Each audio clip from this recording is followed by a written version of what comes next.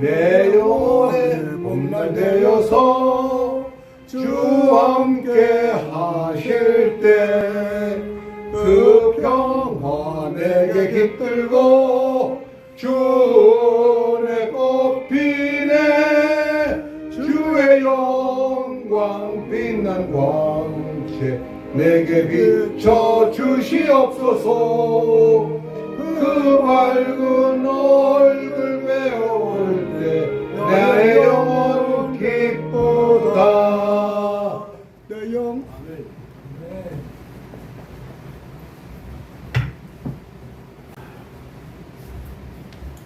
마지막에 말씀을 드리겠습니다. 마지막 말씀은 사도행전 7장 1절에서 4절인데요. 제가 올려드립니다. 7절, 사도행전 7장 1절에서 4절. 대제사장이 이르되 이것이 사실이냐? 스데반이 이르되 여러분 부형들이여 들으소서. 우리 조상 아브라함이 하란에 있기 전 메소포타미아에 있을 때 영광의 하나님이 그에게 보여 이르시되 내 고향과 친척을 떠나 내가 내게 보일 땅으로 가라 하시니 아브라함이 갈대아 사람의 땅을 떠나 하란에 거하다가 그의 아버지가 죽을 때 하나님이 그를 거기서 너희 지금 사는 이 땅으로 옮기셨느니라. 사도행전 7장의 전장을 얘기하는데 우선 1장 1절에서 4절만 올려드렸습니다. 오늘 제목을 목회자의 사명으로 했습니다. 목회자의 사명에서 우리 목회자를 보면은 목회자들이 바울을 많이 원해요. 그래서 바울, 옛날 조윤기 목사도 그래서 조바울. 그래도 외국에 가면 조바울이라고 이름을 해야지 알지 조윤기보다는 조바울로 알아요. 비행기 타고 갈 때도 물어보면은 이따 조바울 그렇게 물어봐 저한테. 그럼 제가 바울 우리 담임 목사라고 하면 순복음 달 때 그럼 반가워가지고요 명함 주고 그래가지고 사람을 교제한 적이 많습니다. 그만큼 유명했어요. 사실은 대통령보다 더 유명했거든요. 바울을 상당히 사모해요. 그리고 이제 뭐 아브라함도 있고 저 같은 건 제가 여가니까 여호수아를 그래도 여호수아로 그대로 하는 경우 있고 이렇게 바울의 이야기를 많이 합니다. 사도 바울은 초대교회의 가장 위대한 선교사이자 신약 성경에 많은 서신서를 기록한 인물입니다.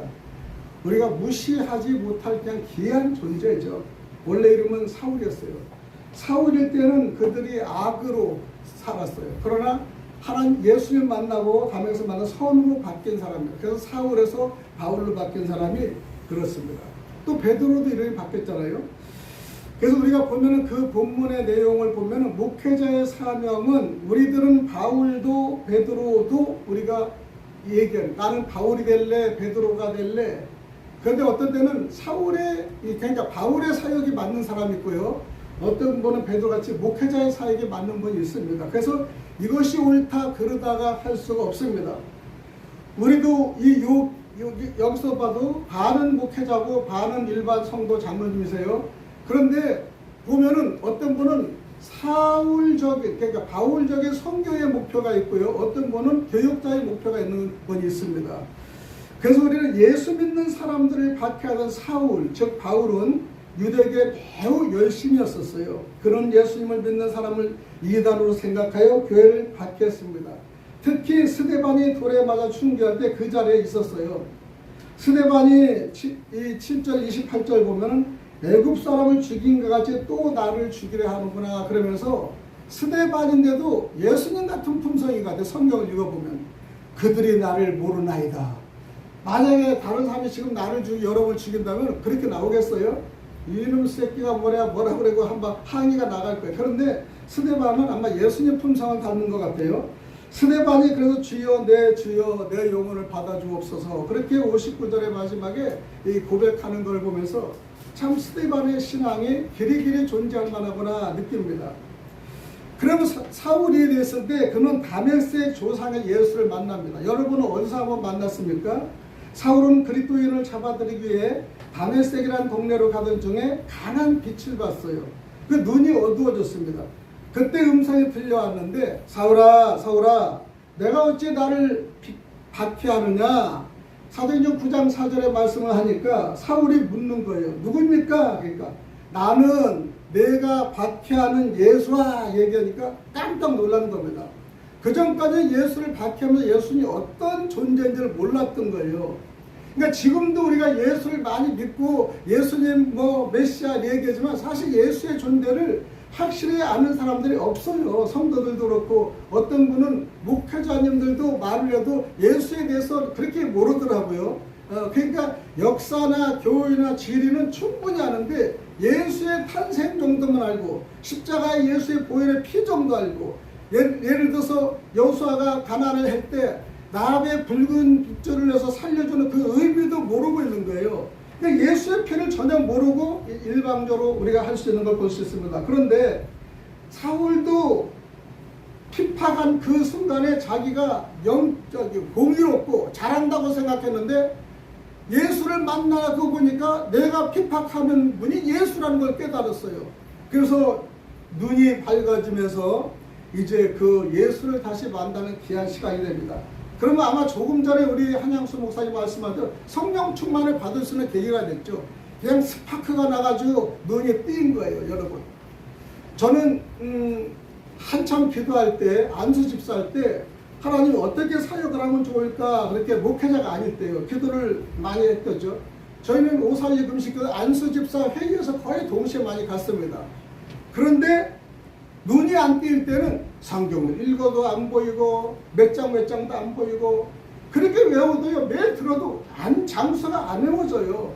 근데 그날따라 예배를 드렸는데 눈이 한번 딱 폭발적으로 눈이 영안이 뜨이니까 너희는 천하에 가면 만민의 복음을 전파하라. 마가복음 16장 15절이 딱 이 복사가 되는 거예요. 그때보다 한 번도 안 잊어버렸어요. 그런데 여러분 복사가 안 되면 성경 몇 절 외울 수가 없습니다. 진짜 힘들어요. 왜냐? 이걸 영의 글이기 때문에 마귀들이 자꾸 방해를 하는 겁니다. 그래서 그때 이게 내가 이 말씀을 내가 영어로 딱 찍으니까 복사를 하니까 이게 지금까지 아니면 내가 그 목표를 가지고 지금도 움직이고 있구나. 너무나 감사한 거예요. 그래서 천하에 다닌 만민을 복음을 전파라 그렇게 하면서 만민을 복음을 전파할 때 옛날에 사업할 때 돈이 있으니까 비행기도 많이 타고 회사도 되니까 많이 되는데 좀 아는 개척교회 어떻게 만민을 복음을 전파합니까? 그러니까 그 문제를 가지고 계속 또 40일간 씨름했어요. 그래서 철원에 있는 기도원에 갔을 때 만민에게 복음을 전파하라고 했는데 그럼 교회를 포천에 세웠는데 어떻게 합니까? 그러니까 교회 2년째에 그런 방송국을 만들어 그래서 방송국에서 만들라고 얘기를 해서 들었더니 철야 기도할 때 금요일 날에 와서 하니까 그때 성도들이 한 18명 된다 그래. 그러니까 막 깔깔 웃어요. 무슨 방송국에 이러는지 막 묻는 거야. 근데 계속적으로 그 기도를 하니까 한 30일 만에 수원에 오는 목회자를 만났는데 그분이 방송 MBC PD였어요. 그러니까 그 얘기를 하니까 목사님 걱정하지 마세요. 그래가지고 제가 첫 뉴스 천사를 만들어서 이 방송이 조금씩 시작하게 된 겁니다. 어쨌든 간에 너희는 천하에 다니는 만민의 복음을 전파하려면 많이 다녀야 되는데 내 몸에 한계가 있고 그 다음에 가는 곳이 한계가 있는데 어떻게 하겠습니까? 근데 예수님이 돌아가실 때 다 제자들이 걱정했는데 내가 없는 이후에 더 복음의 사역이 전달하는 건 그때보다 성령님이 오시는 거예요. 예수님이 계실 때는 직접 겟세마네도 가고 회당에도 가고 바빴어요. 그런 한계가 있었어요. 그 예수님이 이제 안 계시고 하니까 성령을 보내시니까 성령이 전부 전달하는 거예요. 어떤 사람은 듣다가 어떤 사람이 기도하다가 어떤 사람은 전화 음성에 어떤 사람은 찬양을 읽다가 어떤 사람은 성경을 읽다가 이렇게 전달해서 그때 전달하는 게 확산이 엄청나게 확산이 됐습니다.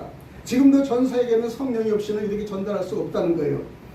그래서 사울은 눈이 멀었는데 하나님께서 보내신 아나니아를 통해서 다시 보게 됐어요. 여러분 강한 자한테도요 누구를 통해서 일어나는 겁니다.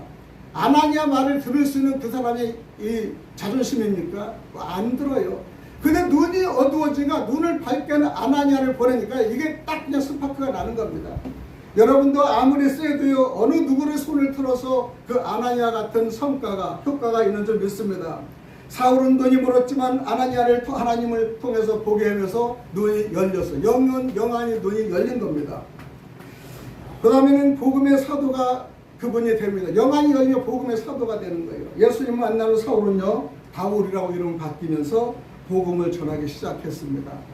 복음을 자기 사업의 컨텐트 마케팅 사업보다 복음 사역을 앞장섰고요. 복음 사역하다가 돈이 모자라면 텐트 마케팅을 해서 돈을 벌어서 투자를 했고, 그렇게 하다 보니까 투자를 했는데 또 거기에 이제 동역자들이 많이 나왔어요. 그러니까 그냥 부부들이 동역자, 장로들이 동역자, 사업가가 동역자가 생기면서 많이 하니까 이제 사역을 하고 선교를 할 수가 있는 겁니다. 혼자로서는 할 수 없는 거예요. 그래서 과거의 박해자가 복음 전도자가 되니까 하나님이 사람을 붙여주는 걸 볼 수 있습니다.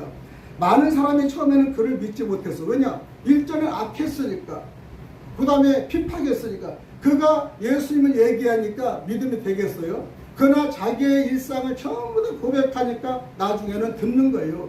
우리나라도 옛날에 유명한 깡패들이 보니까 예수님 믿기 전 깡패 노릇을 했지만요, 예수를 만나고 변하니까 그 주변의 사람이 때리고 맞아도 옛날 깡패의 이 모습이 안 나타나니까 그분 보고 믿는 분이 얼마나 많습니까? 바울이 그런 악한 자도 선한 자가 된 걸 볼 수 있습니다. 그러니까 이제 복음을 전파하니까 세계 선교를 목표를 잡는 겁니다. 바울은 여러 지역을 다니며 교회를 세웠어요. 바울의 사역은요, 교회를 세우는 게 사역입니다. 그래서 선교 여행에서 두부로도 가고 소아시아 지역에도 가고요. 그 다음에 2차에는 빌립보도 가고 데살로니아도 가고 고린도도 교회를 갔고, 3차 교회는요, 에베소 중심 사역을 하고 수많은 고난과 핍박서 복음을 전하는 것을 우리가 사도행전을 볼 수 있습니다. 그래서 사도행전은 행전의 그 시를 보면서 그 교회들이 사도행전을 보면서 사도행전 같은 일을 하고 싶다고 많이 사도행전에 깊이 몰두를 하고 있는 걸 볼 수 있습니다. 근데 그 고난을 받을 때 바울은요, 그냥 즐겁고 기쁘지만 했어요. 정말로 보면요, 복음 전하는 게 얼마나 힘들었는지 몰라요. 여러분과 저희 같으면 그렇게 할 수가 없을 거라고 생각을 할 수밖에 없습니다. 바울은 복음 때문에, 지금은 복음 때에 가면 대우를 받아요. 그때는 매를 맞아요. 감옥에 갇히기도 해요. 돌에 맞춰서 죽음에 일보 직전까지 있어요. 여러 번 죽음 위험을 겪었습니다. 배가 그 다음에 파손되는 일도 경험을 했고요. 그러나 그는 복음을 절대 포기하지 않았다는 것이 그분의 기이한 인생의 목표입니다. 빌립보서 1장 21절에는 내가 사는 것이 그리스도니 죽는 것도 유익하니라. 참 이 마지막의 고백이 얼마나 감사한지 몰라요. 조금 전에 우리가 특송한 찬양 우리 장모님이 이제 80을 넣으셨는데, 이제 모세가 80이 변하듯이 우리 장모님이 이 올해는 가만히 무척 많이 변해요. 말씀 중심으로 살려고 하고, 어디를 가서 이렇게 돌다가도 요만한 책자 같은 거 있어요. 보면 거기서 오늘의 말씀이 쫙 있어요. 그걸 쫙 외워요. 어떤 데 저보다 더 많이 외워요. 그러니까 승산은 말씀밖에 없구나, 이걸 느끼는 거예요. 이게 60대나 40, 50대나 됐으면 얼마나 좋겠어요. 그러나 80이라도 지금 이 순간을 놓치지 하고 있다는 게 제가 속으로 감사함을 느끼는 거예요. 모세도 80에 시작했는데 아무것도 아니다. 마음의 각오가 중요하다. 그래서 늘상 조그마한 소책을 들고 다니면서 나오면 외우고 듣고 그러면서 이렇게 하는 모습에서 사람의 마음의 중심이 어디 있느냐 마음 먹으면 이것이 변하는 것을 주변 사람이 볼 수 있습니다. 여러분도 지금 현재 나이에도 지금부터다 생각하고, 여러분 목회자든 그 다음에 사역자든 그렇게 마음을 먹으면은 우리는 더 변화를 받을 수 있습니다. 우리들이 변화를 받으면 이 복음을 통해서 우리가 전도하고 복음 전도를 할 수 있는 거예요. 그래서 그는 로마까지 갑니다. 지금으로 우리는 미국까지 가는 거예요. 바울은 체포되어 재판을 받게 됐습니다. 결국 로마로 압송되었습니다. 그곳에는 복음을 전하며 많은 사람을 주님께 인도도 했습니다. 교회 전승에 따르면은 그는 로마에서 순교한 것으로 알려져 있는데, 바울의 대표 서신을 보면 많아요. 로마서도 있고요, 고린도 전후서도 있고요, 갈라디아서도 있고요, 에베소서도 있고요, 빌립보서도 있고 골로새서도 있어요. 그래서 고린도 전후서와 갈라디아서를 보면 갈라지지 마라, 에베소서 보면 애를 뵐 때 주의해라, 예를 들어 빌립보서 보면 빌립을 사구하라, 예를 들어서 골로새서 골로 가지 말라, 등등 이렇게 여러 가지 재미로 여러 가지 하면요, 그 성경 구절을 읽을 수가 기억할 수 있는 겁니다. 그래서 그의 여러 목회 서신 바울에서 배우는 교훈은 하나님은 어떤 사람도 변화시킬 수 있다. 왜? 바울이 변화가 됐잖아요. 그다음 베드로가 변화가 됐잖아요. 아브라함이 변화가 됐잖아요. 과거보다 현재 믿음이 매우 중요합니다. 그래서 복음은 고난 속에도 전해져야 한다는 것을 보면서 믿음의 경주는 끝까지 달려야 한다는 것입니다. 바울의 마지막 고백은요, 나는 선한 싸움을 싸우고 나의 달려갈 길을 마치고 믿음을 지켰으니, 디모데후서 4장 7절의 말씀이 그분의 신조입니다. 바울의 생애는 한마디로 박해자에서 사도로 변화된 은혜와 이야기입니다. 그의 삶은 오늘날도 복음과 헌신, 인내의 본보기로 남아있는 것이죠. 그러면 선교적 사명을 가진 이 바울의 선교적 사명은 핵심은 예수님께서는 회심한 사울에게 특별한 사명을 주셨는데, 이 사람은 내 이름을 이방인과 임금들과 이스라엘 자손들에게 전하기 위해 택한 나의 그릇이다. 이렇게 예수님이 그를 그릇이라고 인정하는 거예요. 왜? 이방인과 임금들과 이스라엘 자손들에게 전하기 위해 택한 나의 그릇. 그러니까 이미 이방인을 섬기하고자 하는 택한 그릇을 이분을 썼다는 겁니다. 근데 이제 이방을 정했는데, 교회를 세우는 사명은 또 이가 있는 거예요. 바울은 가장 큰 사명은요, 유대인뿐 아니라 모든 민족에게 예수 그리스도의 복음을 전하는 것이었습니다.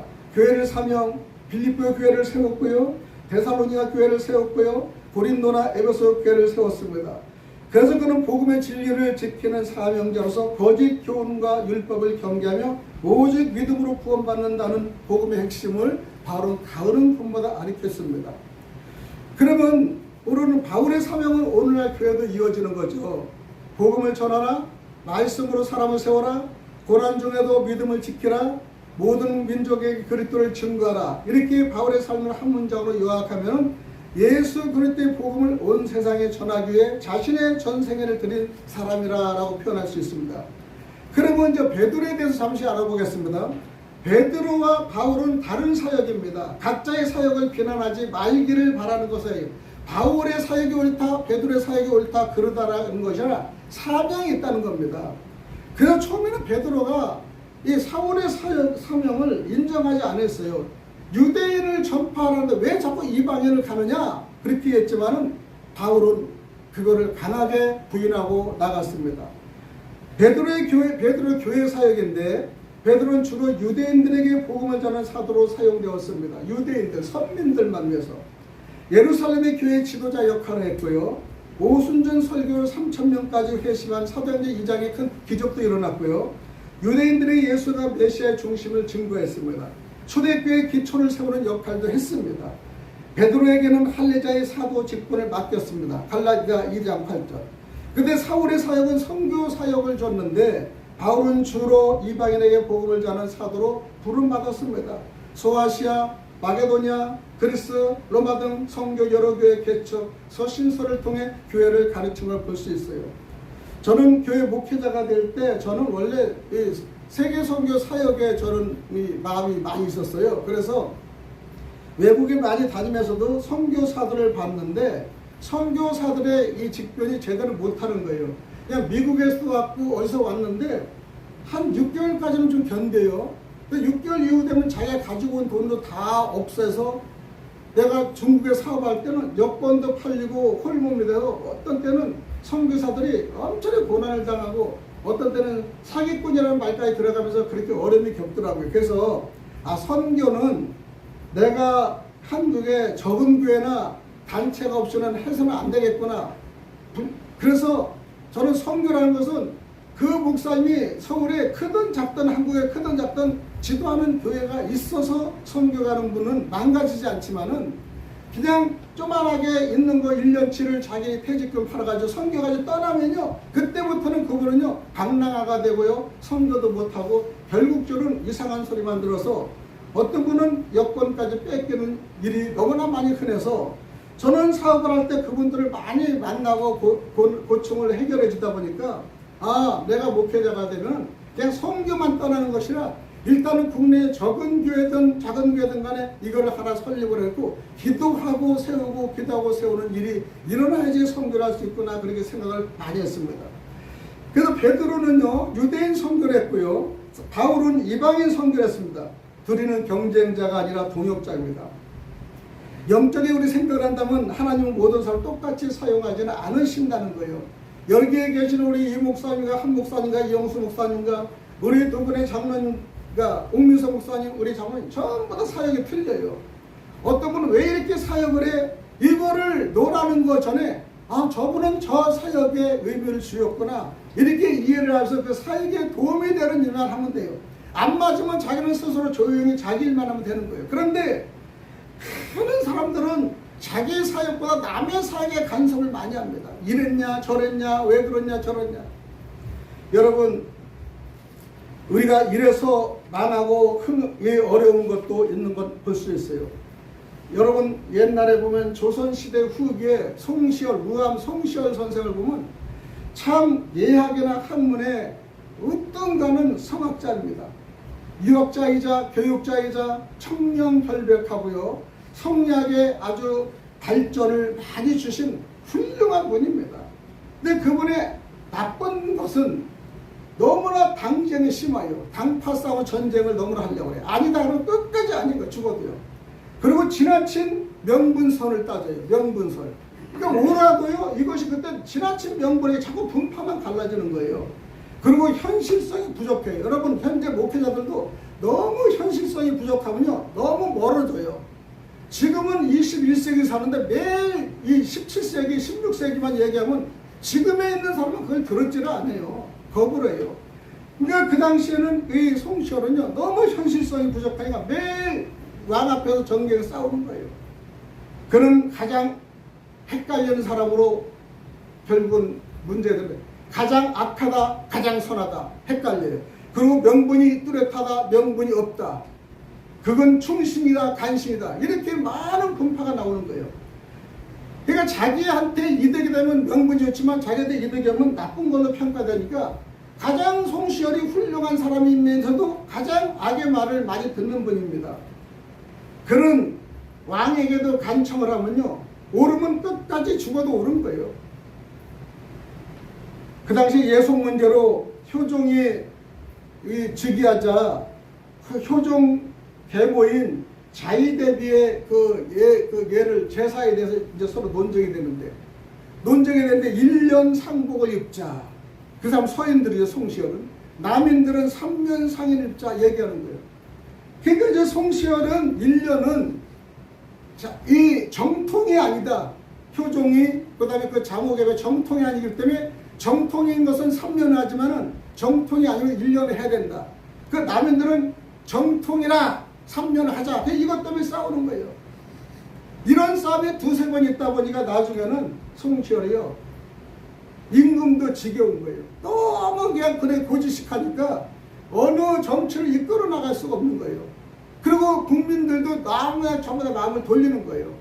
이런 상황에서 나중에는 어쩔 수 없이 자기가 가장 아끼는 신하한테 사약을 주는데 고집이 세니까 보통 사약도 한 번에 죽는데 그 사람 맞고 3번을 먹어야 돼요. 한 번 먹어도 안 넘어지고 2번 먹어도 안 쓰러지고 3번째 먹고 쓰러지는데 그만큼 고집이 셌다는 거예요. 죽음에서까지. 이거를 한편으로 보면 충신이나 간신이라 하는 걸 보면 내가 목회 시점에서 보면은 참 이것도 고집도 문제로구나 생각하는 거예요. 성경에 어느 목사님이 한 기절을 했어요. 예를 들어 로마서 한 기절 틀렸습니다. 그럼 이걸 가지고 끝까지 싸우는 사람들이 있어요. 네? 끝까지 따져가지고. 그런데 이건 내가 생각과 그분의 생각은 틀릴 수가 있어요. 그래서 성경의 이 해석은요 다 틀립니다. 사람마다 틀려요. 그러니까 교리를 따지고 추적을 하고 책을 따지고 이렇게 나오는데, 그러다 보니까 요즘에는 새로운 종파들이 일어서 가지고 하나의 교리로 묶어서 막 나가는 거예요. 지금 현재 교리를 막 우리 치고 들어가는 거예요. 근데 이것도 옳다 나쁘다 막 싸워가지고 계속 기독교가 혼선을 믿으니까, 혼선 믿으면 요즘 누가 피해를 봅니까? 이 믿는 성도들이 피해를 보는 거예요. 그리고 공식적인 식상에도 득이 안 되는 걸 가지고 서로 막 하는 거예요. 제가 이번에 6월 23일, 24일, 25일을 연소로 6.25 70회 6.25 행사가 있어서 기독교회관, 여성회관, 여전부회관 이렇게 행사를 3번이나 계속 3일 동안 나갔는데, 제가 한 번은 영상을 찍고 두 번은 사회를 다 봤어요. 사회를 보는데도 이 쭉 순서가 있어요. 그럼 그 순서의 이미지를 떠나서 막 자꾸 쳐서 자기 좀 넣어달라고 해서 부득게 넣을 경우 있어요. 2분, 3분 그러면은 그렇게 들었으면 막 10분, 20분 막 하는 거예요. 그러니까 이걸 막 중간에 끊어내는 사회자가 힘드는 거야. 왜 그럴까요? 거기서 자기가 한 말만 하면 되는 거를 새로 시작해. 그래서 이 고집들이 아직까지 자기가 마이크를 잡는 고집이 왜 그렇게 싼가? 하나의 그 사역을 정하면 그 사역이 딱 움직여주면 일사불란하게 이루어지는 겁니다. 여러분 오늘 아까 얘기할 때 8명 예배라고 우리가 얘기했지만은 저는 방송에서 인원수 발표 안 합니다. 왜? 우리를 크게 봤다가 1명, 2명 하면 작게 볼 수 있기 때문에 요즘 사람은 인원으로 구상되잖아요. 근데 우리가 8명 있는데 지금 나라와 민족을 8명이면 변할 수 있어요. 사실 맞아요. 나라와 민족을 8명 대단한 겁니다. 아브람도 10명의 의인을 찾아내지 못한 거예요. 처음에는 자식이 50명을 잡았거든요. 30명, 35명, 20, 이렇게 20명, 20명, 10명까지 돼. 10명 의인을 못 잡은 거예요, 여러분. 이 시대는 더 악하기 때문에 10명 힘듭니다. 그래서 저는 생각해요. 야, 방주 8명 타, 8명의 인원을 탔구나 생각하니까 속으로 감사를 느꼈습니다. 여러분 이 안에 방주 여러분 타신 분 정말로 감사하시길 바랍니다. 방주는요 나무를 젓고요. 그 다음에 역청으로 발라서 외부에 침입이 되지 못하겠어요. 그 당시에 아프리카나 인도나 보면 역청의 수입이 가장 세요. 아프리카 같은 데는 그런 데는 역청이 고넬로가 너무 비싸. 이걸 가지고 무역을 해서 돈을 엄청 벌었어요. 그러니까 이미 하나님은요 역청 사업과 동물들을 다 안에 집어넣어가지고 방주에서 전부 다 관리하게 만드는 거예요. 내 아들이 짐승들 밥도 주고 며느리들 똥도 해고 그 다음에 짐승들 잠자리 재워주고. 그러니까 믿지 않는 사람들이 짐승이라고 했잖아요. 우리 8명은 믿지 않는 사람들을 관리하는 거예요. 노아의 방주가 담임 목사인 노아가 그 자기의 사역자를 들어 방법을 하는 거예요.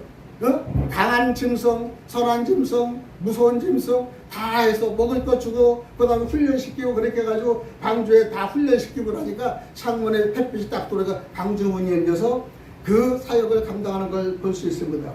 우리는요 그렇게 하나님의 일을 하는데 다 순탄하지는 않다는 것을 베드로나 사도 바울을 볼 수도 있는 겁니다. 그래서 우리는 교회 진리를 세우는데 베드로는 큰 역할을 했습니다. 그리고 우리는 사람을 똑같이 사용하지 않았다는 겁니다. 어떤 사람은 목회자로요, 어떤 사람은 전도자로요, 어떤 사람은 교사로, 어떤 사람은 섬김의 은사로 부르심은 달라도 목적은 같다는 것입니다. 고린도전서 12장에는 몸은 하나이나 지체는 많다라는 겁니다. 손발, 머리 다 틀리잖아요. 그러나 이 지체는 하나로 움직여요. 손은 내가 이렇게 움직이고 좌측 이렇게 움직여도 지체는 하나로 움직입니다. 따라서 베드로의 사명은 복음의 기초를 세우는 것입니다. 바울의 사명은 복음을 땅끝까지 확장하는 것입니다. 이것이 우리 사역자들이 생각해 볼 문제입니다.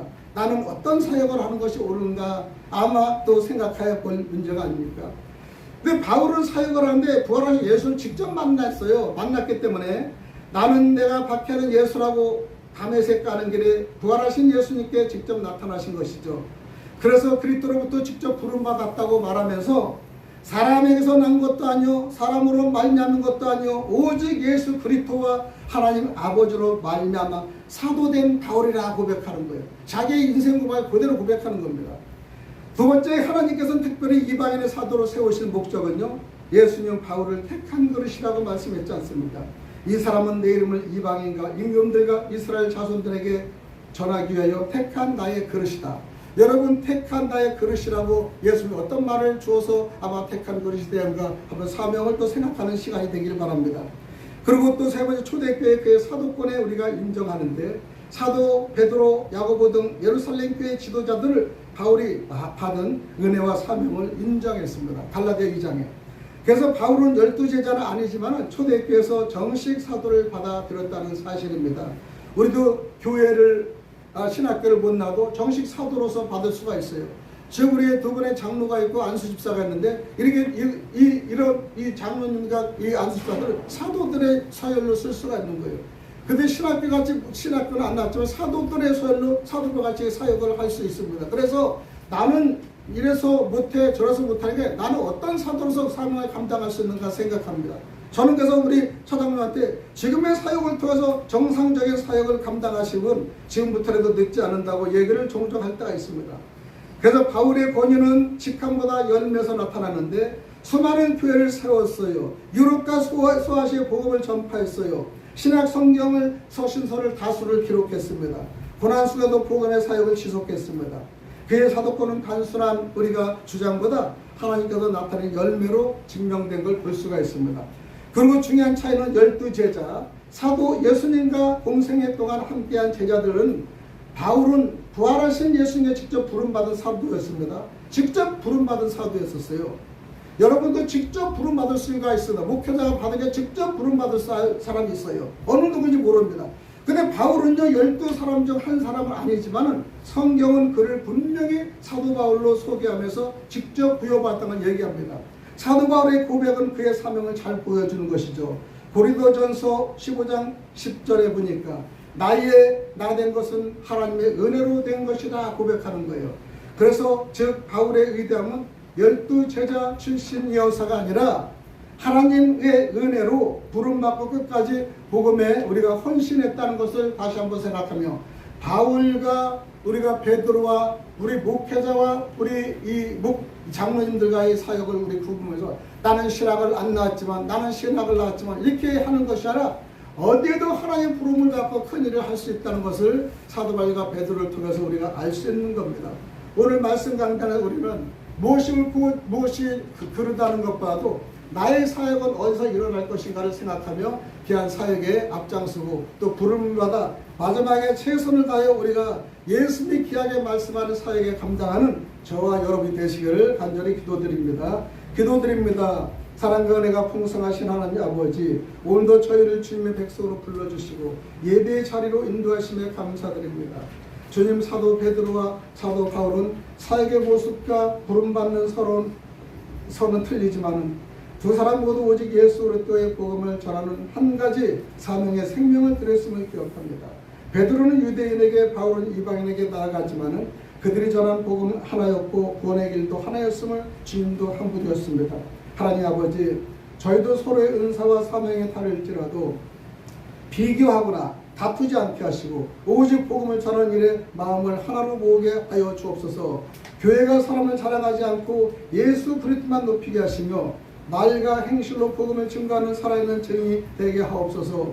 이 나라 민족을 긍휼히 여겨주시고 갈등과 분열을 넘어 정의와 사랑이 강물처럼 흐르게 하옵소서.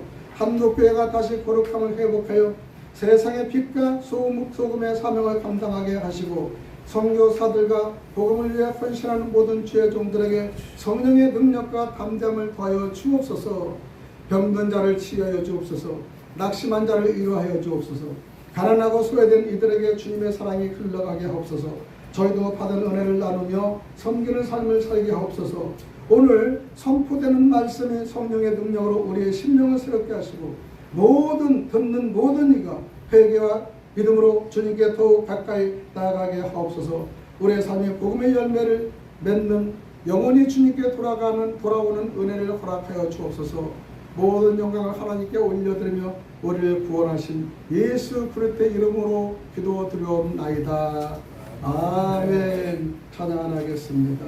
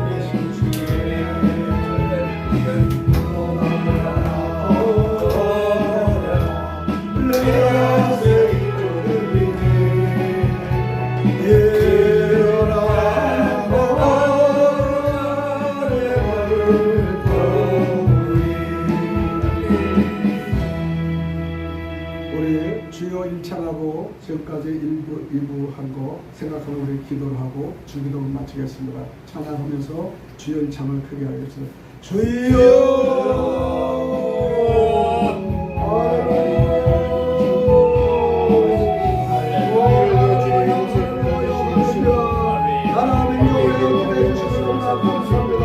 오늘 나라를 위해 기도했고 아버지 주 말씀의 감당을 위해서 기도했습니다. 역사해 주옵소서.